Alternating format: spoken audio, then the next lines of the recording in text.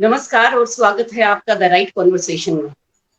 जैसा कि आप जानते हैं, हर बार हमारे साथ एक नई शख्सियत होती है जिसे हम आपके रूबरू करवाते हैं, उनसे जानकारी लेते हैं, उनसे कुछ सीखते हैं, उनसे कोई प्रेरणा पाते हैं। तो आज की हमारी गेस्ट हैं रेणुलता कौल जी, जो कि एक सिंगर है and she is an educationist too. इनकी मैं थोड़ी सी जानकारी आपको देती हूँ, बाकी बातचीत के दौरान इनसे बाकी की सारी जानकारी हम लेंगे। Renulata ji has done MA in vocal music and Sangeet Bhaskar. Her gurus in music are Pandit J.N. Shivpuri ji and Pandit S.N. Sopori ji. She is an educationist. She has worked in degree colleges in Anantnag and Baramulla and worked in Army School BB Camp Srinagar. Rest of the information we'll get from her. आपका स्वागत है रेणुलता कौल जी the right conversation में। सभी दर्शकों को मेरा नमस्कार। भारती जी, आपको भी मेरा नमस्कार। सबसे पहले रेणुलता जी, हम आपके रूट्स के बारे में जानना चाहेंगे कि आप एक्चुअली श्रीनगर में कहाँ से हो, कश्मीर से? जी, मैं प्रॉपर श्रीनगर हबाकदल एरिया में रहते थे। मेरे इन-लॉज फतेहकदल में रहते थे और हम लोग हबाकदल में रहते थे। तो हबाकदल से ही मेरा श्रीनगर से ही ब्रॉट अप सारा हुआ है एजुकेशन तक। एजुकेशन एंड मैं जॉब भी वहाँ करती थी। उसके बाद ही 90 में हम लोग वहाँ से निकल आए। और उसके बाद आप कहाँ पे सेटल हुए? उसके बाद हम 2-3 साल जम्मू में रहे, क्योंकि उस समय मैं अनमैरिड थी। तो जम्मू में 2-3 साल रहे। जम्मू में भी मैं आर्मी स्कूल रत्नूचक में जॉब करती थी। फिर 2-3 साल के बाद मेरी मैरिज हो गई और आफ्टर मैरिज हम लोग यहाँ लखनऊ शिफ्ट हुए।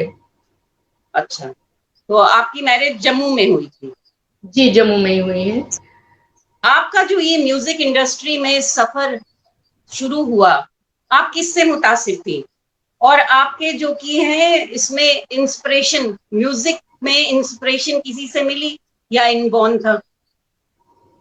हाँ, एक्चुअली ये मेरा एक इंसिडेंटल थिंग है जो मेरे साथ हुआ है कि मैं बचपन में एक बार अपने पापा के साथ, वैसे मैं 5 साल की उम्र में जैसे मैं स्कूल गई, उस समय ये केजी, नर्सरी वगैरह नहीं होता था, इतना कॉमन नहीं था। तो मैं फर्स्ट क्लास से ही स्कूल गई हूँ। हम लोग वहाँ पास में ही था Ganpati Arwal school, Vinayak middle school.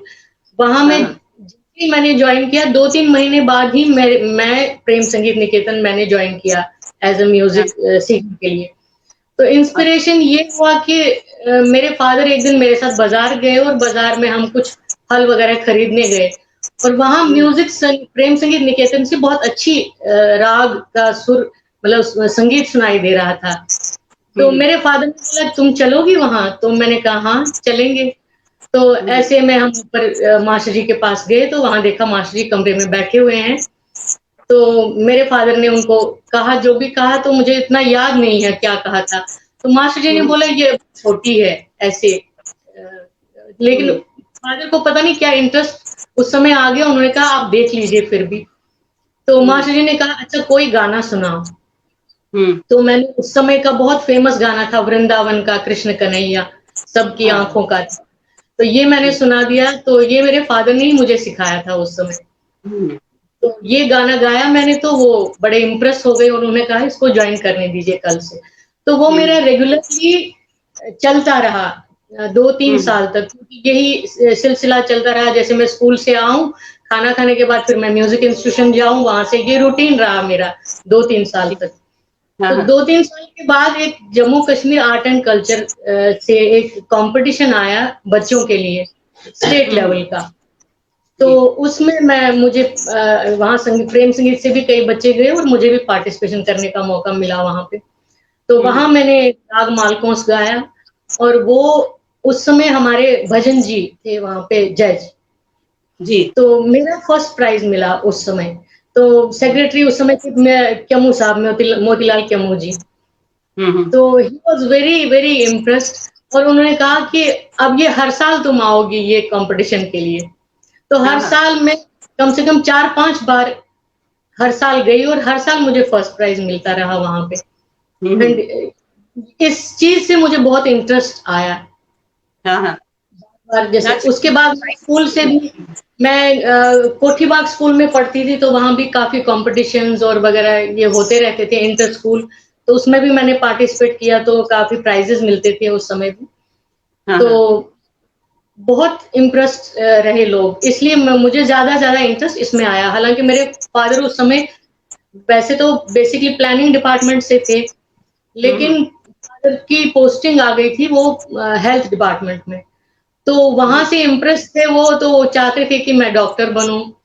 तो हाँ हाँ। कुछ, हाँ, वो कुछ इम्प्रेशन पड़ जाता है ना, तो हम्म। क्योंकि मुझे इंटरेस्ट इसमें बहुत ज्यादा हो गया था उसके बाद, तो मैं उनको नहीं मानी, मैंने कहा नहीं, मुझे नहीं लेना है। म्यूजिक ही तो ये करना है। हो गई म्यूजिक लेने की। जाहिर सी बात है कि आपने क्लासिकल म्यूजिक सीखा। हाँ, मैंने क्लासिकल ही सीखा, और एक्चुअली देखा जाए मेरे ग्रैंडफादर भी क्लासिकल म्यूजिक के शौकीन थे, और मेरे फादर भी क्लासिकल म्यूजिक के शौकीन थे। हाँ हमारे हाँ। 47 में, 47 से पहले की बात है, मेरे ग्रैंडफादर ने एक हारमोनियम खरीदा था, जर्मन हम्म, रीड का। हाँ हाँ। वो 90 तक हमारे पास था। हम्म, तो उनके राग वगैरह, हालांकि ग्रैंडफादर की डेथ तो पहले, बहुत पहले हो गई थी, 47 के बाद ही 50s में हो गई थी, लेकिन उनके हम्म, वो सरपरदा राग, जोग राग, वो लिखे हुए उनके हमें मिले थे कॉपी में। तो जी। इसका मतलब हमें पता चला कि उनको काफी इंटरेस्ट था इसमें। तो इंटरेस्ट फादर को भी काफी क्लासिक। इंटरेस्ट था। वो वहाँ हवा कदल के उस पार ज्वाला मंदिर था, हाँ हाँ। जहाँ पे मेरे फादर रोज शाम को जाते थे आरती के लिए। तो हाँ जी। वहाँ एक बहुत ही अच्छे उस्ताद हमारे गुरु समान थे, स्वरूपनाथ तरोजर जी। हम्म। तो उनसे वो बहुत इम्प्रेस थे, जैसे ही वो जाते थे वो कहते थे उनके सामने बैठ के आरती करने का बहुत मजा आता है, वो खुद बजाते भी हैं और गाते भी हैं, तो इस हम्म, चीज से बड़े इम्प्रेस थे वो। जी। तो बहुत शौकीन तो बहुत थे, लेकिन कोई घर में ऐसा प्रोफेशनली कोई नहीं था। अच्छा।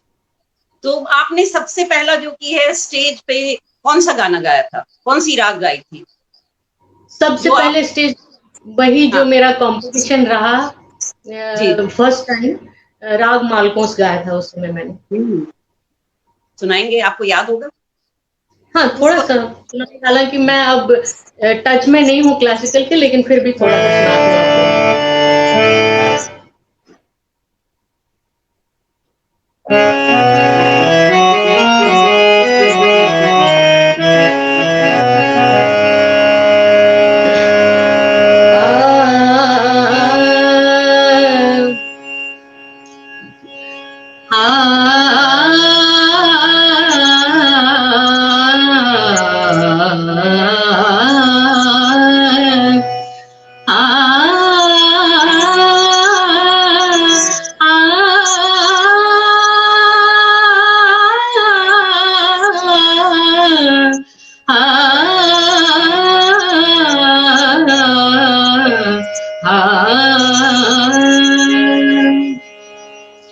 मेरा भरना मैं तो चली जाता हूँ, मेरा भरना मैं तो चली जाता हूँ, जमुना के नीरे तीरे ठाणे कन्हैया, मेरा भरना मैं तो चली जाता हूँ, मेरा भरना मैं तो चली जाता हूँ, मेरा भरना में ना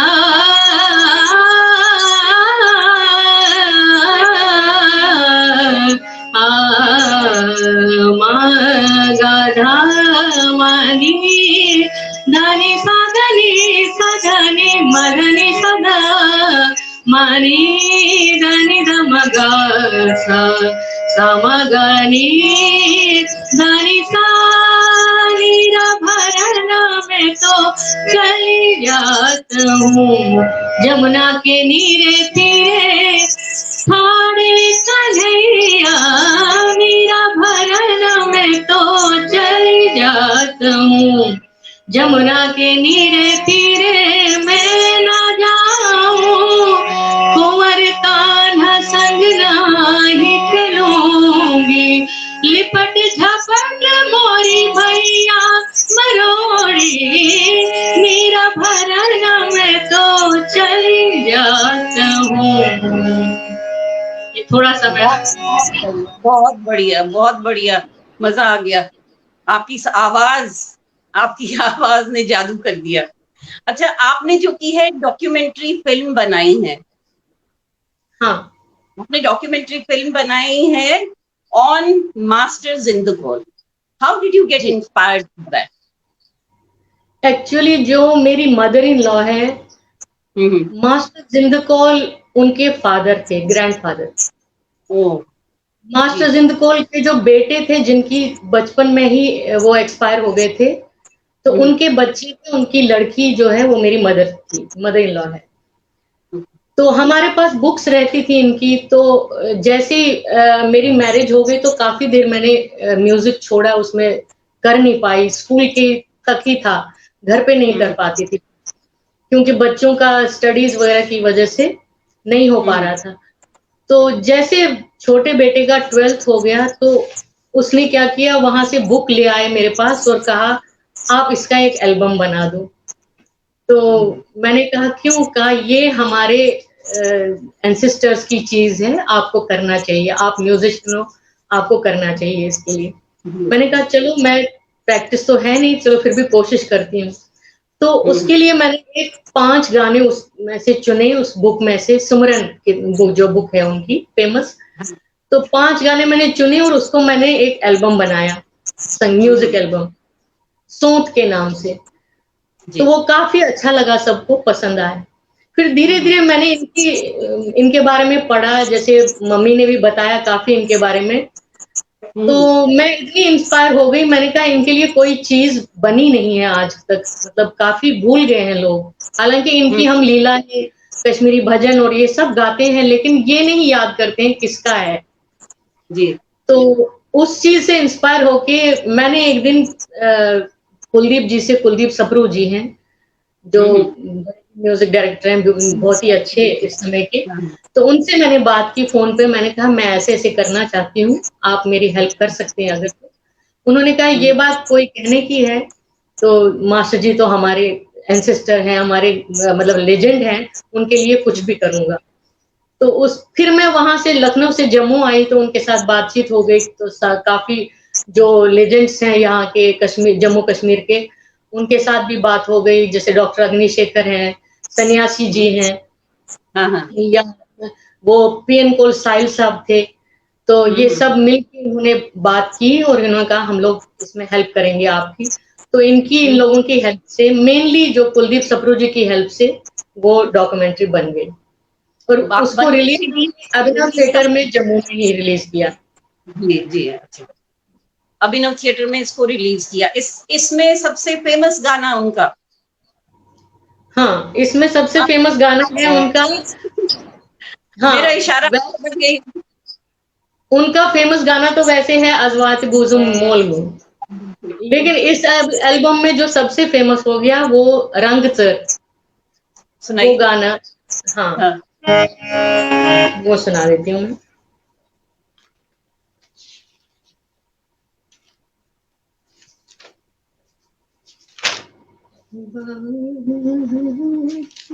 थोड़ा सा टाइम लगेगा मुझे इसको चेंज करने में। बहुत अच्छा लग रहा है आपसे बातचीत करके। मुझे पता है थैंक यू दर्शकों मैम। को आनंद आ रहा होगा, क्योंकि हमारे लेजेंड्स जो, जिन्हें याद कर करके, जिन्हें आप जैसे लोग जब इन चीजों को जिंदा रखेंगे, तभी आप आने वाली जनरेशन के तक हमारी ये चीजें पहुंचेंगी।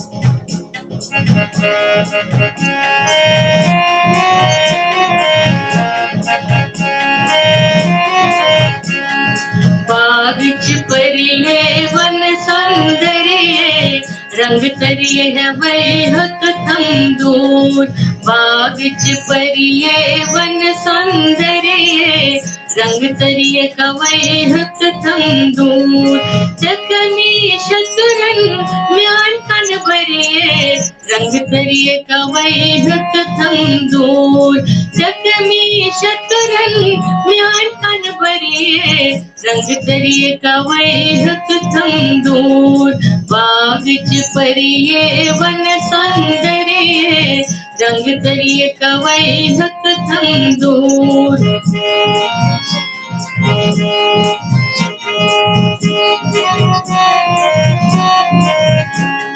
दारी पेट्र बोल बोल चोनियल बूजुम, धन्यवाद सूजुम मुचरिम नैन, दारी पेट्र बोल बोल चोनियल बूजुम, धन्यवाद सूजुम मुचरिम नैन, सामत सजित नैन म्यान जन करिए, रंग तरिए का वैहक थम दूर, सामत सजित नैन म्यान जन करिए, रंग तरिए का वैहक थम दूर, चकमी शतरंग म्यान कन भरिए, रंग तरिए का वैहक थम दूर, बाग च परिए वन सौंदर्य, रंग तरिए का वैहक थम दूर।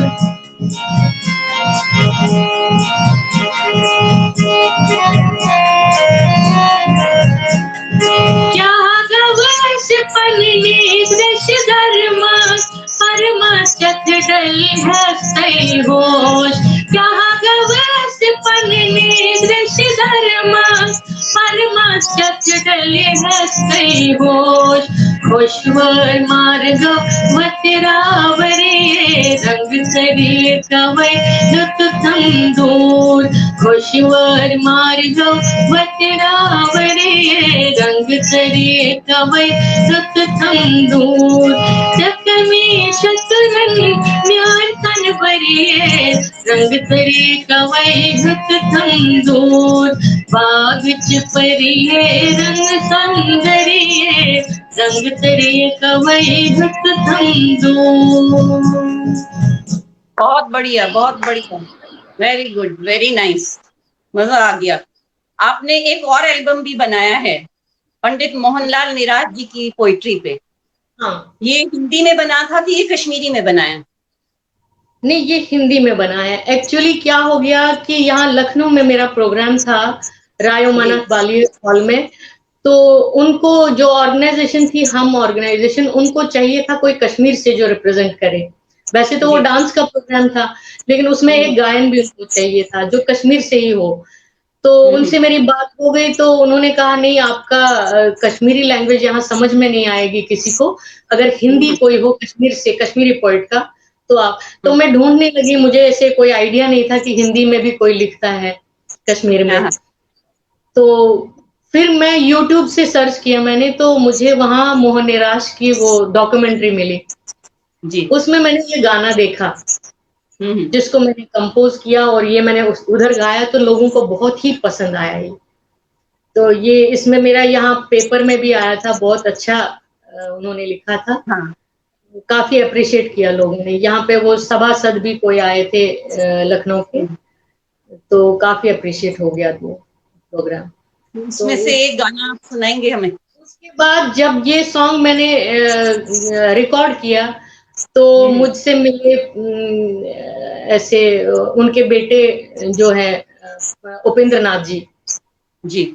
उन्होंने कहा आपने ये अच्छा काम किया है, तो आप इसका एल्बम बना दीजिए। तो ओ, उनकी इंस्पिरेशन से मैंने फिर ये एल्बम बना दिया। इसके 2 4 5 गाने हैं, जो फेवरेट गाना मेरा है वो सब आप ही ने गाए? हाँ, सब मैंने गाए हैं जी। अपनी चॉइस? हाँ, उनका एक गाना जो उन्होंने एक्सोडस पे लिखा हुआ है, तो वो मैं आपको सुनाती हूँ।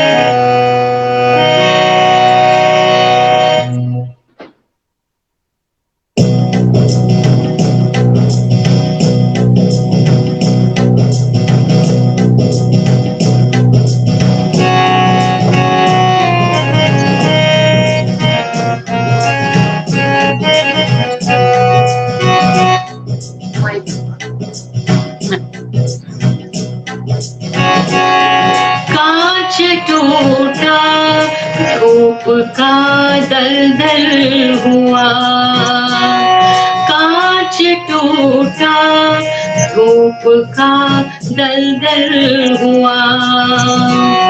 मैं ही था जो रंग से घायल हुआ,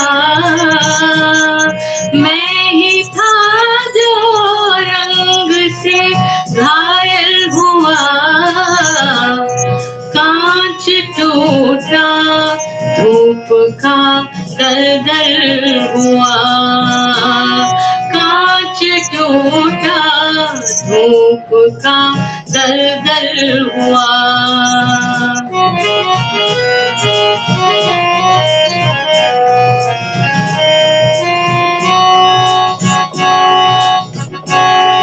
जब कभी अखबार में मौसम पढ़ा,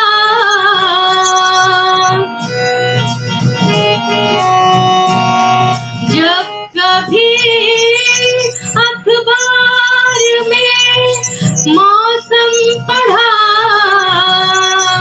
मैं धुएं की कैद में पागल हुआ, मैं धुएं की कैद में पागल हुआ। कांच टूटा धूप का दलदल हुआ, कांच टूटा धूप का दलदल हुआ।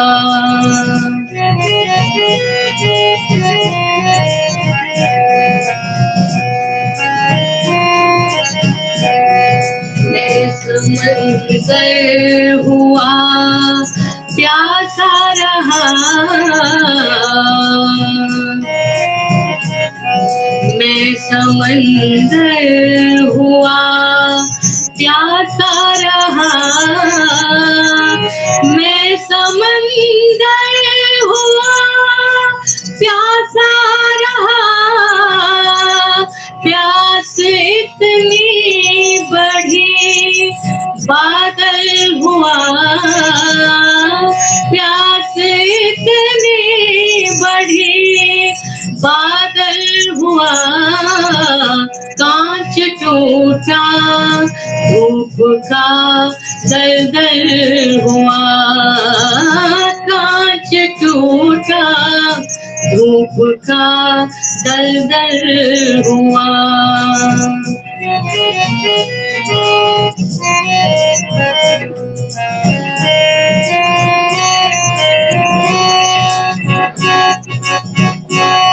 बात सदियों की कि मैं मारा गया,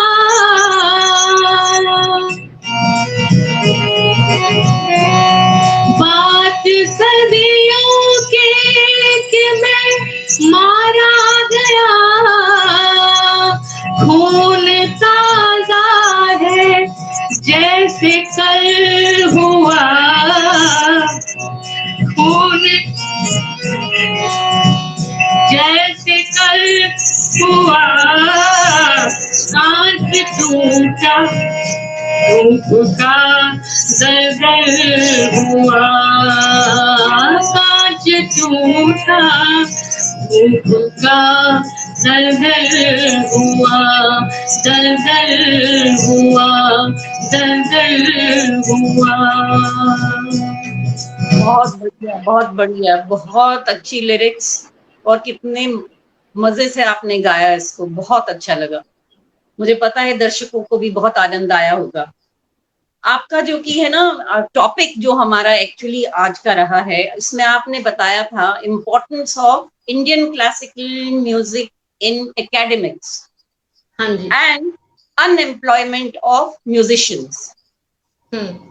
इसके बारे में जो कि है आप बताइएगा कि इम्पोर्टेंस कितनी है इंडियन क्लासिकल म्यूजिक की। इंडियन क्लासिकल म्यूजिक की इम्पोर्टेंस बहुत ही कम हो गई है। ये कुछ एक इंस्टीट्यूशंस है जैसे म्यूजिक एंड फाइन आर्ट है, या यहाँ पे लखनऊ में गंधर्व महाविद्यालय, ये भातखंडे इंस्टीट्यूशन है। हाँ, हाँ। ये लोग प्रथा को, इस परंपरा को चला रहे हैं। अदरवाइज जो पहले हमारे जो हमारी धरोहर है, ये हमारा एक कल्चर है, एक संस्कृति हमारी है, इसको प्रिजर्व रखने के लिए कुछ भी नहीं किया जा रहा है। अब जो घराने से लोग हैं, असली गायक तो वही है, हम लोग तो बाहर के हैं। एक समझिए संस्कृति जो है वही उन्हीं के पास है जिनके घराने हैं। जैसे यहाँ पे भी बनारस घराना है, लखनऊ घराना है, पंजाब घराना है, ये लोग जिसके साथ इन्वॉल्व हैं, जो लोग इनके साथ हैं, तो उन लोगों के लिए क्लासिकल बेस्ड है, वो क्लासिकल गाने वाले हैं, उन लोगों के लिए बहुत ही कम अपॉर्चुनिटीज हैं एकेडमिक्स में, तो खास तौर से। अब ये देखिए, अगर एनसीईआरटी बुक्स में या सीबीएसई में है, सिलेबस तो 9th 10th 11th का 12th का बना हुआ है, केवल सिलेबस है दिखाने के लिए। कोई भी स्कूल में टीचर अपॉइंट नहीं करता है, केवल एक म्यूजिक टीचर है, वही डांस सिखाएगा, वही सितार सिखाएगा, वही वायलिन सिखाएगा, वही सिंथेसाइजर सिखाएगा, वही वोकलिस्ट है। अब ये मैं बताना चाहती हूँ, अगर साइंस सब्जेक्ट है, क्या साइंस के लिए वही फिजिक्स पढ़ाता है, वही केमिस्ट्री पढ़ाता है, वही मैथ्स पढ़ाता है? क्या ऐसा होता है वही बायो पढ़ाएगा? ऐसा तो नहीं होता। लेकिन आप म्यूजिक को क्यों इतना कम समझते हैं कि केवल आप एक म्यूजिक टीचर रखेंगे वही सब कुछ करेगा? इसके भी ब्रांचेस हैं, डांस के लिए अलग टीचर होना चाहिए। जब आप इस तरह की फैसिलिटी देंगे बच्चों को, तभी बच्चे इंटरेस्टेड रहेंगे। अब अगर एक वोकलिस्ट से आप डांस करवाओगे, क्या करेगा वो? बच्चे भी इंटरेस्टेड नहीं रहेंगे जब उस लेवल का उनके पास नहीं होगा। जी, ये चीज है। तो जब आप एकेडमिक्स में इसको सही तरीके से पेश करेंगे, तभी बच्चे भी इंटरेस्ट लेंगे, तभी पेरेंट्स भी इंटरेस्ट लेंगे, तभी ये एक प्रोफेशन बन जाएगा। अब हम 12th के बाद जैसे हम इंजीनियरिंग करते हैं, मेडिकल करते हैं, 4 साल की ट्रेनिंग की और उसके बाद आप प्रोफेशनल बन गए। मगर एक संगीतकार जो है अपनी तपस्या करता है 20 साल, 25 साल, 30 साल, और उसके बाद उसको क्या मिलता है? कुछ भी नहीं। इस चीज पे गवर्नमेंट को एक गौर करना चाहिए, एक सिस्टम रखना चाहिए। हालांकि न्यू एजुकेशन पॉलिसी में अभी बहुत कुछ चेंज हुआ है, जब तक वो लागू हो जाएगा तब तक उसमें ये है कि मेन सब्जेक्ट स्ट्रीम के साथ इसको अटैच किया गया है कि आपको अगर हिंदी की कोई हेल्प चाहिए म्यूजिक के साथ तो वो आप कर सकते हैं, या फिजिक्स में कोई हेल्प चाहिए म्यूजिक की तो वो कर सकते हैं। लेकिन मेन जो इंडियन क्लासिकल है, मेन सब्जेक्ट, जैसे आपने स्पोर्ट्स को आगे बढ़ाया है, स्पोर्ट्स आप 12th तक है, उसके बाद उसको कोचिंग देते हैं, उसको आप ओलंपिक्स तक ले जाते हैं, तो आप शास्त्रीय संगीत को कहीं नहीं, जगह ही नहीं है कहीं। ये चीज है, इस चीज पे मतलब बड़े बड़े हमारे से भी बहुत अच्छे अच्छे कलाकार हैं, विशेषज्ञ हैं इसके संगीत के, जो जिनको इस बात पर ध्यान देना चाहिए कि हमारी धरोहर जो है, ये हमारा कल्चर जो है, ये बना रहे, प्रिजर्व। बिल्कुल, इसको प्रॉपरली जो की है स्कूल में ही बेसिक्स जो है स्कूल में ही सिखाएंगे। यहाँ पे लॉकडाउन में भी ऐसे ही हो गया, जो मेन सब्जेक्ट्स के टीचर्स हैं जी, आप उनको रख रहे हैं, और जो मेन सब्जेक्ट्स के नहीं है, प्राइवेट स्कूल में तो सीधे सीधे बोलते हैं जब जरूरत पड़ेगी तब बुलाएंगे आपको। जी, हाँ हाँ, तो अनएम्प्लॉयमेंट तो यहीं पे हो गई खत्म। हाँ हाँ, जी हाँ, ये सब्जेक्ट को उसको एनहांस कराना, इसको जो की है अपलिफ्ट कराना, और स्कूल लेवल से जो की है बच्चे शुरू से ही सीखते रहें। और इसमें म्यूजिक आप तो जब कश्मीर में हर एक चीज, बहुत सारी चीज म्यूजिक के साथ जुड़ी हुई, ओनली वोकल नहीं है, इंस्ट्रूमेंटल भी है, सितार है, सितार अलग है। आप इसको एक सब्जेक्ट मत समझिए, म्यूजिक है ये एक सब्जेक्ट है, ये एक सब्जेक्ट नहीं है। वायलिन अलग आपको मिलेगा, जो वायलिन पे जो बजाना है वो अलग है, सितार पे जो बजाना है वो अलग है, तबले पे जो बजाना है वो अलग है। तो ये डिफरेंट चीजें हैं। और आप एक वोकलिस्ट को कह रहे हैं कि आप ये सब बजा के करिए, ये सब भी करिए, एक्शन भी करिए, डांस भी करिए, तो मुश्किल से एक टीचर रखते हैं एक स्कूल में। तो सब्जेक्ट तो नहीं रखते, केवल सिलेबस जो सीबीएसई ने दिया हुआ है 12th तक का, उसमें भी नहीं। प्राइवेट स्कूल तो बिल्कुल चॉइस नहीं देते हैं उसकी। बिल्कुल, ये एक बहुत अच्छा टॉपिक आपने इसको चूज किया है, क्योंकि इसकी बहुत ज्यादा जरूरत है। ये आवाज जो की है पहुंचनी चाहिए कहीं तक। आवाज बिल्कुल पहुंचे जो की है एक्शन भी लेनी चाहिए। देखिए एक्शन वही लेजेंड्स जो हमारे गुरु लोग हैं यही लोग कर सकते हैं, क्योंकि हम्म, इसके लिए एफर्ट्स चाहिए। एफर्ट्स जब तक नहीं होगा तब तक गवर्नमेंट को ये भी नहीं ये भी बिल्कुल। एक जैसे स्पोर्ट्स को अभी इन्होंने कंपलसरी सब्जेक्ट करा है, तो मुझे लगता है म्यूजिक को भी एक कंपलसरी, शास्त्रीय संगीत को एक कंपलसरी सब्जेक्ट करना चाहिए, एक हाँ ऑप्शनल हाँ सब्जेक्ट जैसे बाकी सब्जेक्ट होते हैं उस तरह से लेना चाहिए। अब स्कूल्स में एज अ हॉबी लेते हैं ये। आपने हम्म, इसको पेट्रियाटिक सॉन्ग सिखाया, भजन गीत सुनाया सिखाया, या कोई फोक गीत सिखाया, बस यहीं तक है। प्रॉपर शास्त्रीय संगीत कहीं भी नहीं सिखाया जाता। और बिल्कुल। आजकल के बच्चे क्या है, जरा सा गाना सीख गए और फेसबुक पे आ गए, उस मीडिया पे आ गए, यूट्यूब पे आ गए, तो हाँ हाँ, बिना सीखे बेस बेस उसकी जो स्ट्रॉन्ग बेस बेस होती नहीं, है हाँ, वो नहीं बेस है। नहीं। आपका भी ट्रांजिशन हुआ है classical to light and folk music. हाँ बिल्कुल आपका हुआ भी जो है। ये transition हुआ है हाँ क्लासिकल को छोड़ लेकिन के ये फिर है कि आप, अगर आप लाइट भी करेंगे, क्लासिकल बेस जरूरी है हाँ ये बात उसके तो लिए। बहुत जरूरी है। बेस एकदम स्ट्रांग होनी चाहिए, क्लासिकल बेस से ही आप आगे बढ़ सकते हैं, आप वेरिएशन कर सकते हैं इसमें जी म्यूजिक में।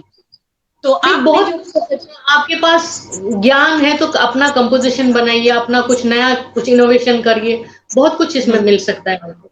सबसे बड़ी जी बात तो अगर आप रियाज ही करेंगे 2 घंटे, आधे घंटे, 1 घंटे, उसी से कितना मन प्रसन्न होता है, एक तरह का योगा है। आप बिल्कुल। अपने योग में रहते हैं, अपने विचारों में रहते हैं, वो आपके मेंटल पीस हो जाता है उससे। हम्म, जरूरी नहीं है कि आप मीडिया में रहें या आप रेडियो या दूरदर्शन में ही गाएं, जरूरी नहीं है ये। बिल्कुल। अपने लिए आप गाइए। हम्म, बहुत सही बात है, ये तो एक थेरेपी है। आप अगर उदास हैं, म्यूजिक उदासी में, खुशी में, हर एक जो कि है एस्पेक्ट से आप जो कि है म्यूजिक के साथ जुड़ सकते हैं। हर एक बिल्कुल म्यूजिकल होके ही आप जो कि है प्रसन्न रह सकते हैं, और बिल्कुल। वो भी आजकल की इस महामारी में, हाँ हाँ इसमें तो और भी ज्यादा जरूरी है। मैं आपका जो बहुत कि जीवन की सबसे ज्यादा खुशी का पल कौन सा था? मेरे जीवन की खुशी का पल, सबसे ज्यादा। सबसे ज्यादा तो खुशी, मेरे कोई ऐसा मोमेंट नहीं आया कि ज्यादा खुशी हो या ज्यादा बहुत उदास हूँ। मेरी हाँ हाँ नॉर्मल लाइफ रही जैसे हाँ भी। हाँ।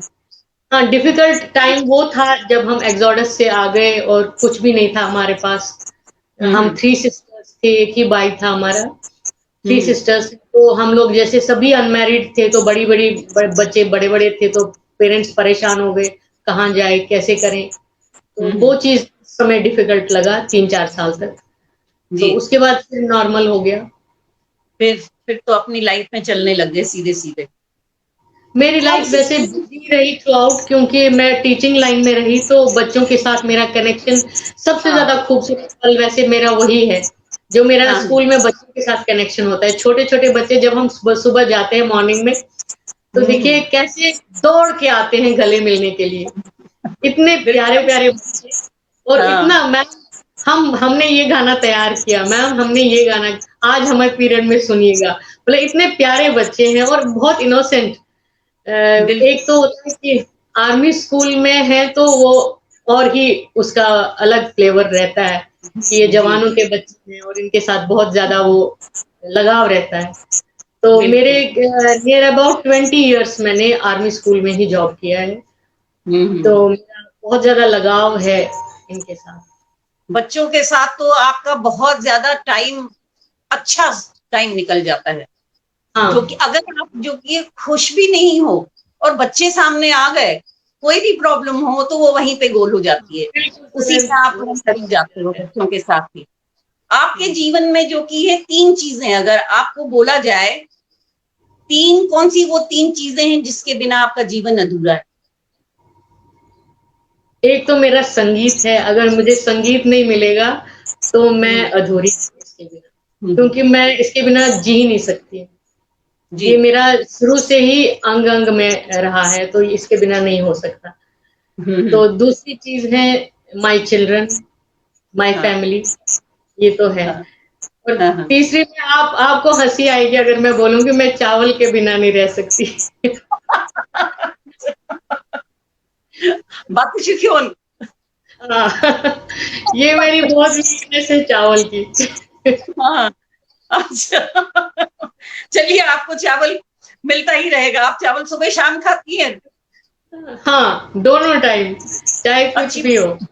अगर मेरा पेट भरा भी होगा, तो मुझे हाँ, ऐसे लगेगा मैंने कुछ नहीं खाया जब तक चावल नहीं खाऊँगी। हाँ, ऐसा होता है। वो जो कि ये चावल के बिना कशीर ऐसा मनान कि अगर तो तोड़शिव ख्यावान तो शिव गरीब। हाँ, यहाँ वहाँ पे यही था। उस गरीब छुआसा तुझे चोट ख्यावान। छोड़ क्षमा तभी मनाशी सुन ले। तो आपने अपनी कशीरियत बरकरार रखी हुई है। हाँ, बरकरार रखिए वो। और आप बताइए, आपके इसमें जो कि है म्यूजिकल, जो आपकी जर्नी रही है, इस जर्नी को आप कहाँ-कहाँ तक पहुँचाना चाहोगी? आप अभी जैसे आप सिखा रहे हो आप स्कूल में म्यूजिक जी, टीचर हो, जी हाँ। है ना? तो आप खुद होके इसके लिए क्या कर सकोगे? खुद होके? जी, अभी तो मैं टीचिंग में ही हूँ, तो मैं उतना ही कर सकती हूँ, जितना बस मैं ठीक। मतलब जब तक मेरी जॉब है। हाँ, आफ्टर हाँ, दैट मैंने सोचा है कि मैं कुछ एक स्टूडेंट्स ऐसे बनाऊँ जो अपना नाम कमा सकें, जो अच्छा कर सकें, जितना मेरे हाँ, से हो सके उतना मैं सिखाऊँ। ये मेरी बड़ी अच्छी ये है हाँ, कि मैं बिल्कुल अपनी अच्छी। स्टूडेंट्स को बहुत आगे ले जाऊँ। बहुत अच्छा विचार है आपका ये। और मेरा आपने शुरू से ही ये स्टूडेंट टीचर का रहा है, तो मैं इसके बिना नहीं। हाँ, हाँ। चलते-चलते आप हमें क्या सुनाएँगे? चलते-चलते मैं आपको एक हमारे बहुत ही अच्छे पोएट हैं शांतिवीर कौल, जी, उनकी एक गज़ल सुनाना। जी।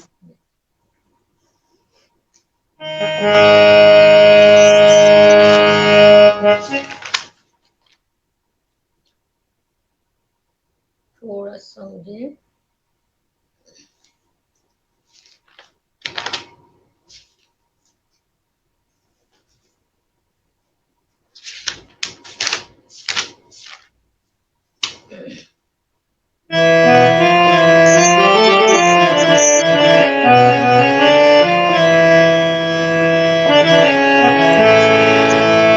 अभी माइक माइक मैं भूल जाती हूँ।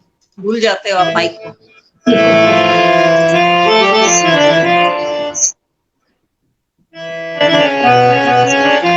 ये गज़ल जो है मेरे स्कूल में जब मैं कोठी बाग में पढ़ती थी, तो वहाँ पे मेरी एक मैम थी सुभाषिनी कौल मैम, जो पंडित दीनानाथ नादिम जी की बेटी हैं। तो हुँ, हुँ। उन्होंने मुझे ये सिखाई है तो शांतिवीर कौल जी उनके ब्रदर हैं, तो हुँ, उन्होंने ये सिखाई है, तब से मुझे ये याद है। ये चलिए। मैं भूलती नहीं, इसकी कंपोज़िशन भी बहुत अच्छी है, मुझे पता नहीं है किसने बनाई है। तो हुँ, बचपन हुँ। में जैसे स्कूल में थे तो कई बार प्रोग्राम होता था। हमारी जो ये थी उस समय डायरेक्टर एजुकेशन थी ताहिरा शामिली। तो हाँ, हाँ। फिर आगे वो जब हम कॉलेज में थे तो वो कमिश्नर एजुकेशन बन गई, तो she was very fan of my singing. तो जब मैं जाती थी तो उनको ये गज़ल तो ज़रूरी सुननी होती थी, जी। हमेशा। एक हाँ, कुद्सिया मैम हमारी प्रिंसिपल थी, तो हाँ, हमेशा हाँ। जैसे ही छुट्टी होती थी, मुझे कहती थी बैग रखो और पहले मुझे गाना सुनाओ। उनका फ़ेवरेट गाना था कभी-कभी मेरे दिल में ख़्याल आता है। तो ये गाना मुझे रोज़ उनको सुनाना होता था, तब मैं घर जाती थी। ओके। तो ये गज़ल मैं आपको सुनाने जा रही हूँ।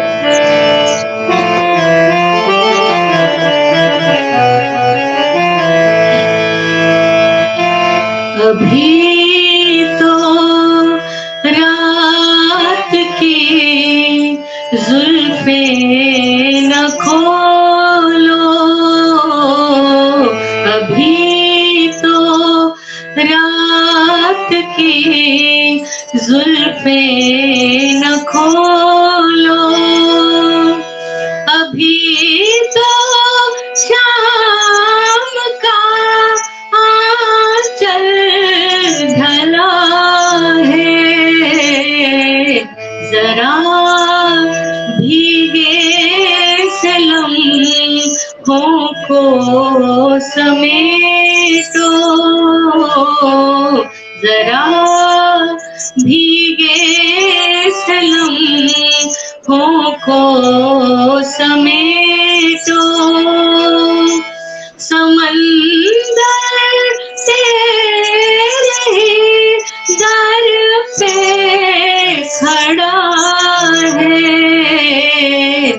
अभी से रात की जुल्फे न खोलो।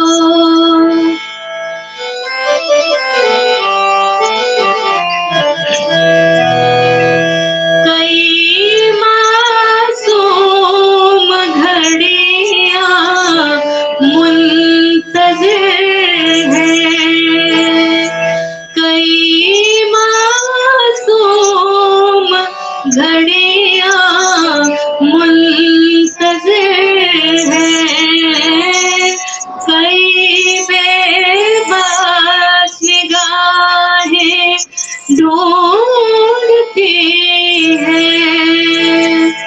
हजारों साल पहले कौन जाने मसीहा किस सफर पर जा चुका है। अभी से रात की जुल्फे न खोलो।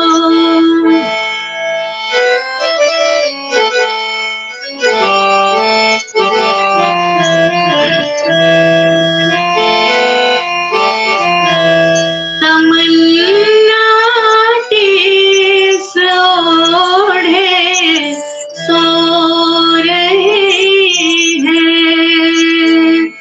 तमन्ना टीस ओढ़े सो रही है, बड़ी मुद्दत से नरगिस रो रही है कि दीदार सुना है अब चमन में, नए मौसम को लेकर आ रहा है। अभी से रात की जुल्फे न खोलो। अभी तो शाम का आंचल ढला है, जरा भीगे से लम्हों को समेटो। समंदर तेरे दर पे खड़ा है, अभी से रात की जुल्फे न खोलो। बहुत बढ़िया, बहुत बढ़िया, बहुत उम्दा, बहुत ही ब्यूटीफुल लिरिक्स। अब मेरी पसंद से जो की है, हम अभी शंकर भगवान का सेकंड सोमवार है, आज दूसरी सोमवार है, तो उसके बिना तो आपको जाने नहीं देंगे। शंकर जी की एक, हाँ, शंकर जी का एक भजन मैं आपको सुनाती हूँ।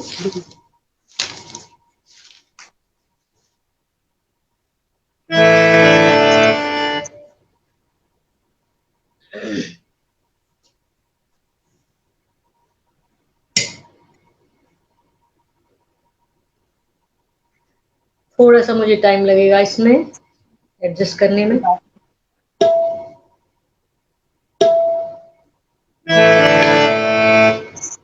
सावन का महीना है, शंकर भगवान की जो की है दर्शनों के लिए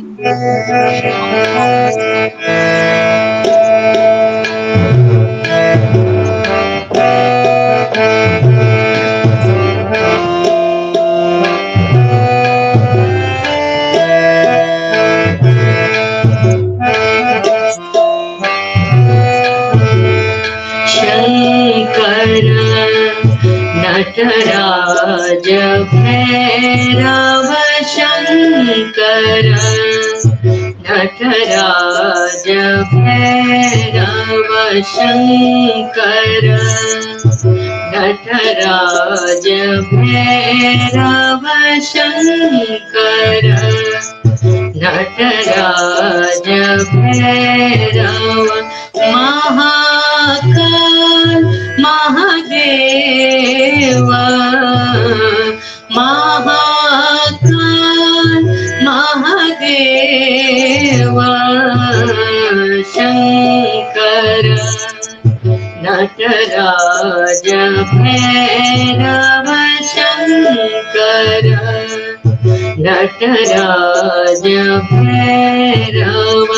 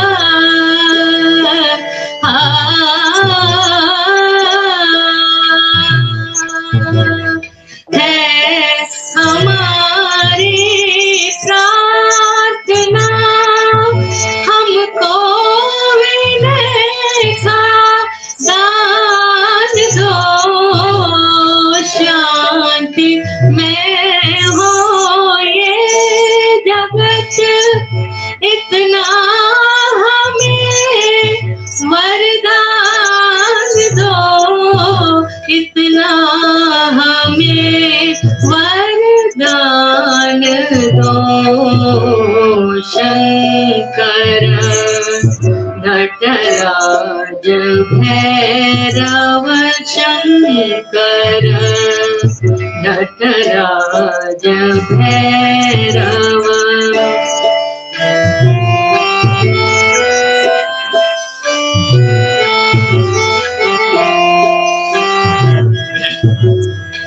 मन में हो हर आदमी के प्रेम और सद्भावना,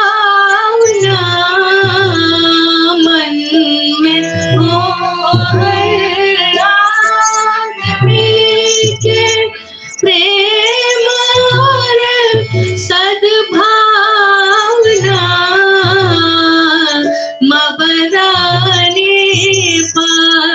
मबदानी सारने सदानी सारे गारे सने दानी सारने सनी धाने पा, मबदानी पसा।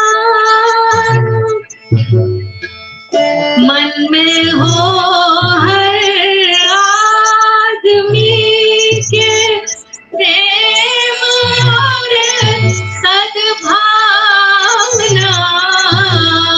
ज्ञान का वो ताप दे के जल उठे हर वासना, जल उठे हर वासना।